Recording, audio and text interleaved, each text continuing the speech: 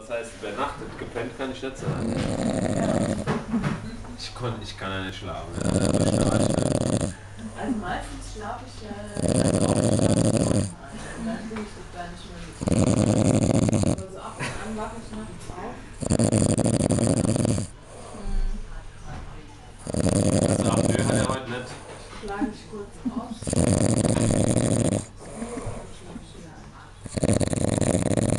Solange es nicht gefährlich ist, zu schlafen.